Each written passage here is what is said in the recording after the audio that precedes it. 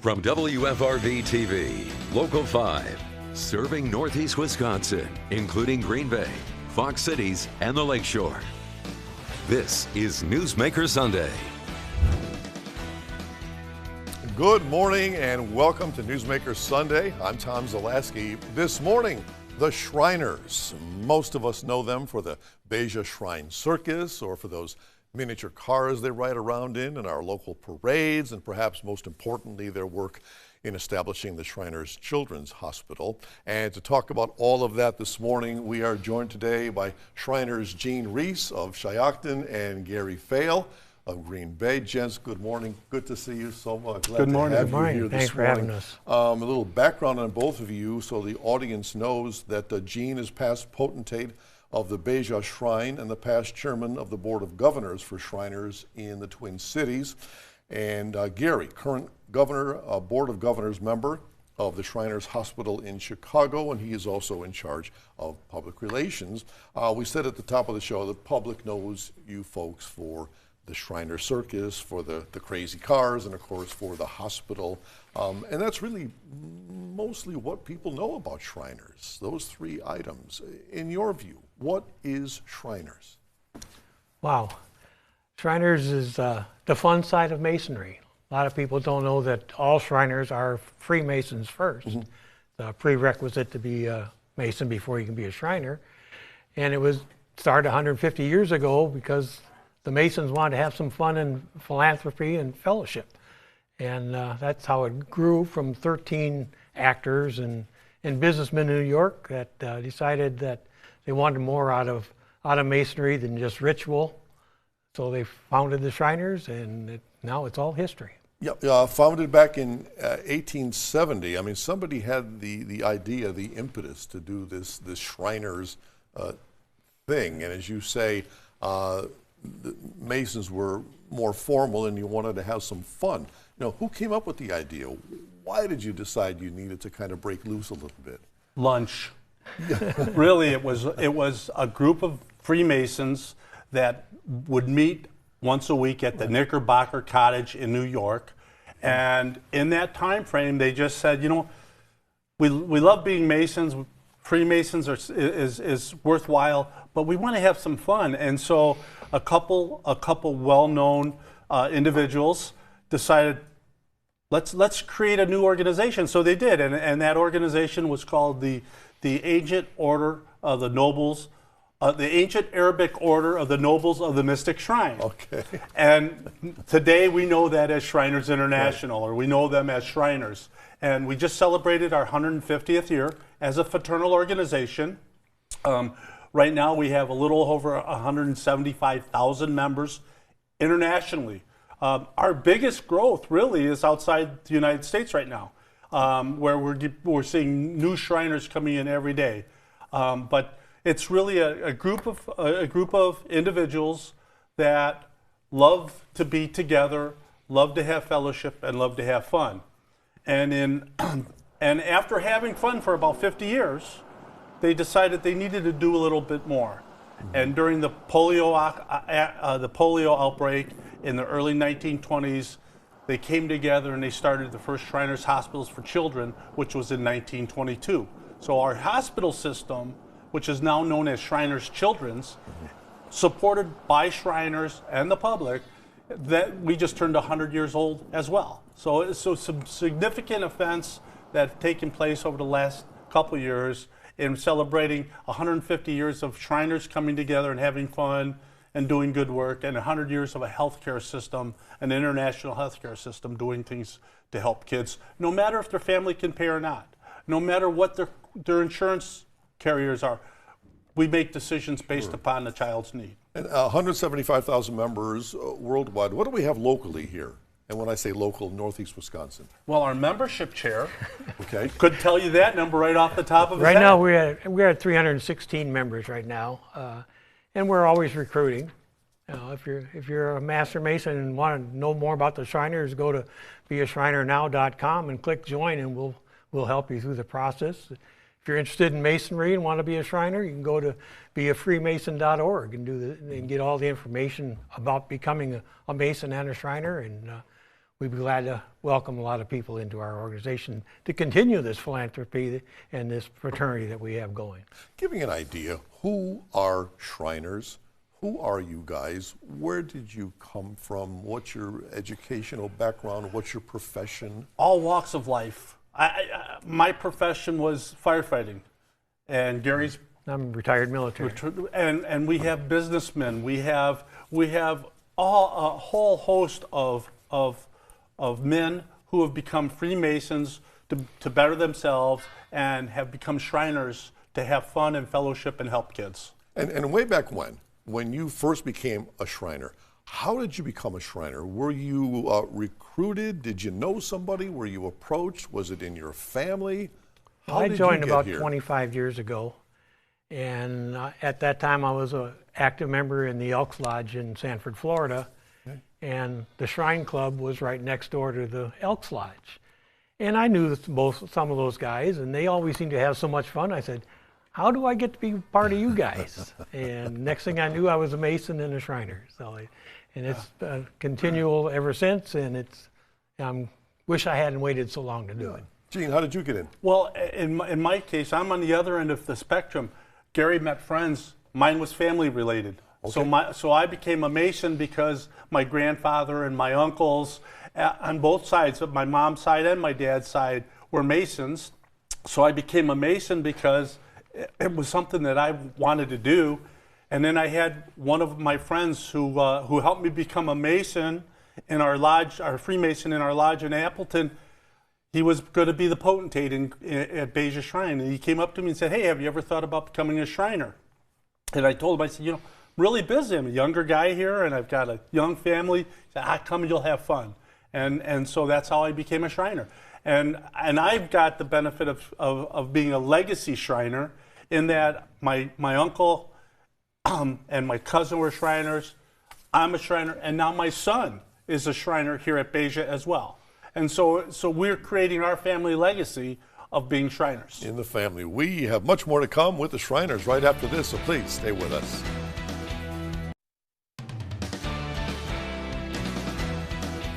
Back now with Shriners Gene Reese and Gary Vail. Shriners headquartered in Tampa, Florida. Qualifications for membership. You've mentioned, Gary, first you've got to be a Master Mason. A Master Mason.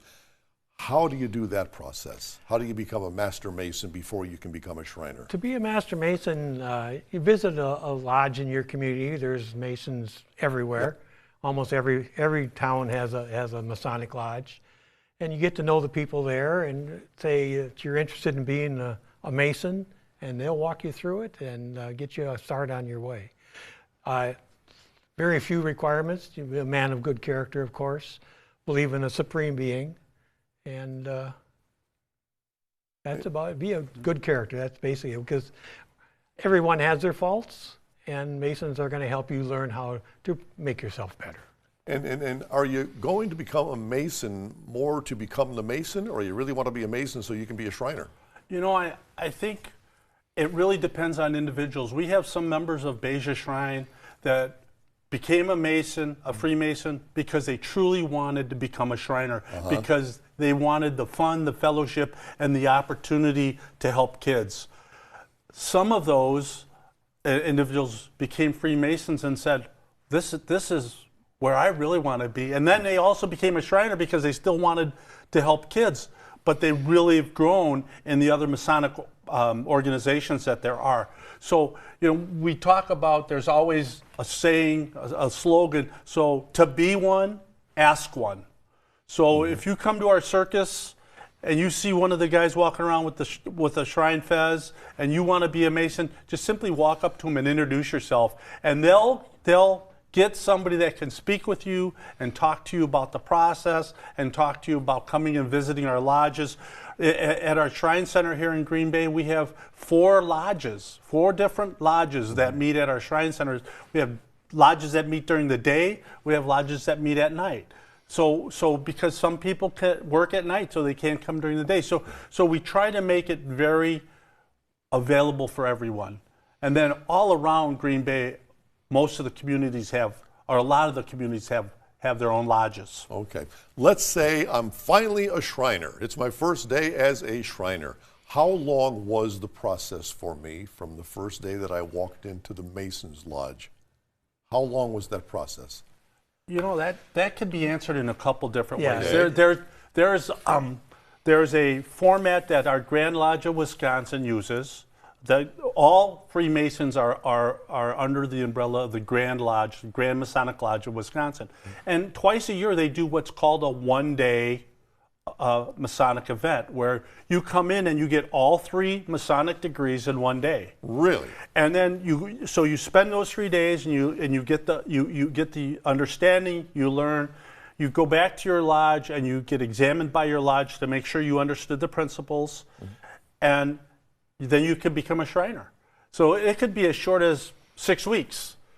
Or you have some people that have gone through the traditional method where they get the degrees through their lodge, and it might be 1 degree a month or 1 degree every couple months, depending on your ability to learn. And so it could take 4, 5, 6 months to get through your degree work as a member of the Freemason Blue Lodge, and then become a Shriner. But Shriners, once you're a Master Mason, it's basically fill out a petition, get a couple guys to support that petition. It's voted upon by the members, and once a month we do an initiation to try to get members in as quickly as we can, so they can be active. Twice a year we do what we call our ceremonial, where it's really big pageantry and costumes, and you really learn the true meaning and history of that. We do that twice a year, but you don't have to wait for that to become a Shriner once you're a Master Mason. We get you in so you can become active. You could become involved in one of the events we do. Breakfast with the Easter Bunny, breakfast with the Santa Claus. Our Shrine Circus coming up on May 4th and May 5th, helping out there. We have the parading you mentioned at the beginning. There are so many different things that you can do as a Shriner with one mission, and that's to have fun and help kids. All right. Touchy subject. I know you've answered it hundreds of times before. You don't allow women. Women cannot be Shriners. Yeah, Why? It's a men's fraternity. It's a men's organization, but this is something that people don't understand. Every Shriner has a lady standing behind them or side by side with them, because our ladies at Beja are just as involved as our guys. Absolutely. Every meeting, our ladies are invited to come, and if our meeting is a closed meeting, and we only have 4 of those a year, the ladies come, have hors d'oeuvres and snacks, and then they go out for dinner, and the guys do their meeting. But every meeting is open to our ladies so that they can be involved. You'll see our ladies working at the Shrine Circus. You'll see our ladies working at all of our events. And if they want to go a step farther, there are other Masonic organizations like the Daughters of the Nile, which is 100% a woman's organization, not a man's organization, that supports Shriners Hospitals for Children. There's WGA for Kids. That's another. It's a men and women's organization, and that group 100% supports our Shriners Children's Twin Cities and the wheelchair fund that they have, because they provide wheelchairs and adaptive equipment for kids. So although my wife would love to wear a fez and be a Shriner, she's just as important and just as active in these other organizations, and everything we do at Beja Shrine, our wives are there. All right, Gary and Jean, more with the Shriners right after this. So stay right there.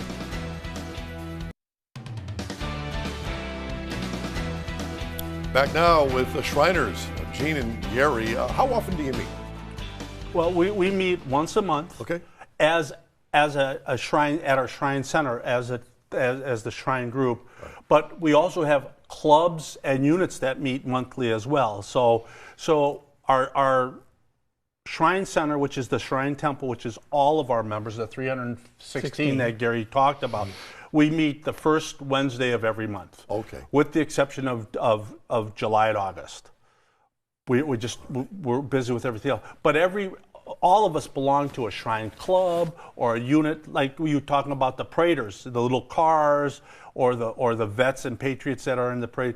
Those are units that meet also during the month. So depending on how many units you belong to or how many clubs you belong to, you could meet once a week. Okay. In researching your organization, did I read that in your meetings you do not discuss religion or politics? That's correct. True. We're here to have a good time. And you can't have a good time talking politics or religion. Okay, then it just seems a natural thing to discuss those two items, but you don't. What do you discuss in those meetings?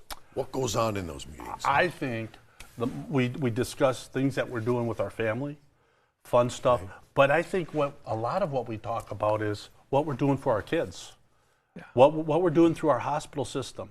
Because if you have the opportunity to go and tour one of our facilities, you'll see it's not a hospital; it's a home. And so a lot of we talk sporting events, we talk fun stuff.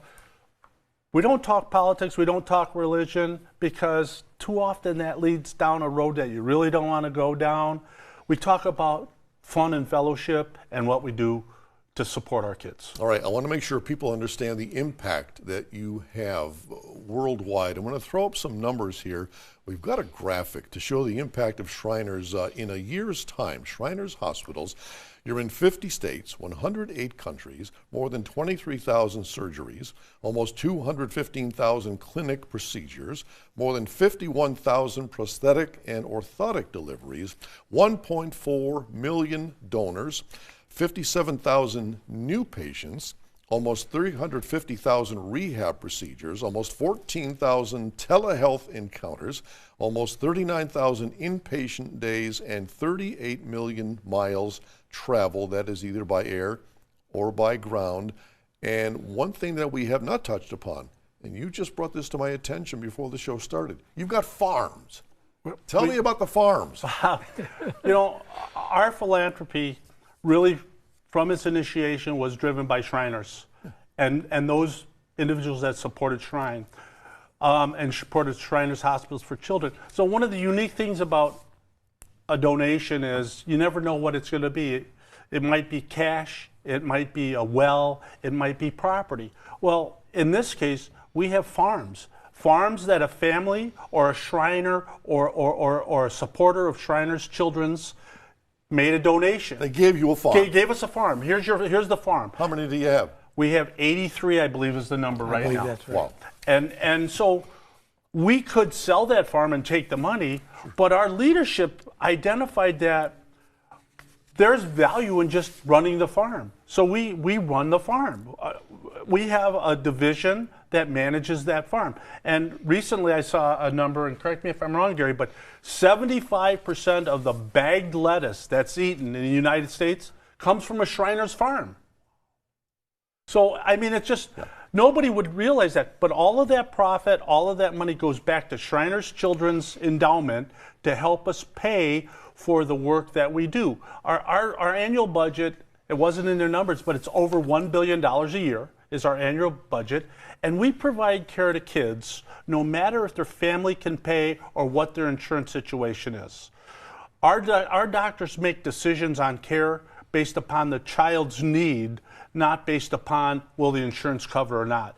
We take insurance money if we can get it, but more importantly, we provide the care that that child needs, the best care anywhere, and we provide that to change the life of that child. And to date, we're over 1.5 million children that we've impacted worldwide in the procedures and the stuff that we do at Shriners Children's. And we are back to wrap up with Shriners right after this, so please stay right there.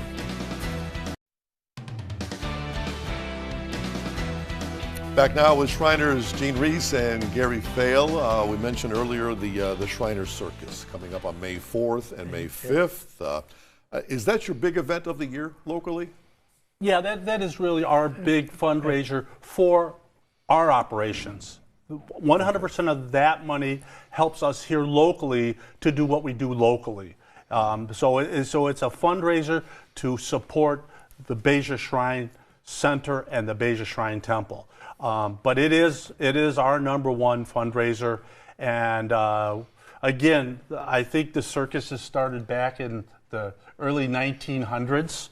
As Shriners started circuses as an opportunity to raise funds to help support the local shrine temples, the local shrine centers, and we want people to come out and have a good time. It's a great show, it's a great circus. It's at the Rest Center. 3 performances on Saturday, 2 performances on Sunday.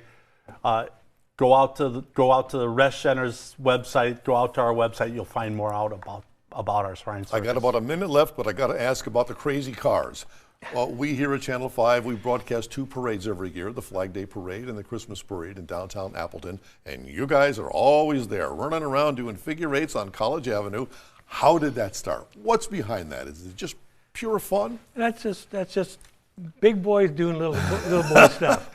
We enjoy having a great time putting on a show for the kids. The kids enjoy it, and that's what we're all about, making kids smile. So, and it really helps us promote what we do. Sure. And so often we hear, oh, you're one of those guys with that funny red hat. And then we say, yeah, but we're one of those guys that supports a Shrine Children's healthcare system. And we provide care no matter if the family can pay or not. And they said, really? I didn't know that. I said, that's what we're here. That's what we're doing this for, to have fun, but to promote Shriners Children's, our philanthropy. All right, once again, May 4th, May 5th at the Rest Center. At the Rest Center, Shriners Beja Circus. You got to go. Gents, thanks so much for being here this morning. Well, thank you for having us. Thank you. Much appreciated. Very much. And if you have a newsmaker in your town who you think we should have on this program, let us know about it. Send us an email to tips@wearegreenbay.com, or you can message us on Facebook. And be sure to join us once again Sunday morning at 7:30. Until then, have a great day.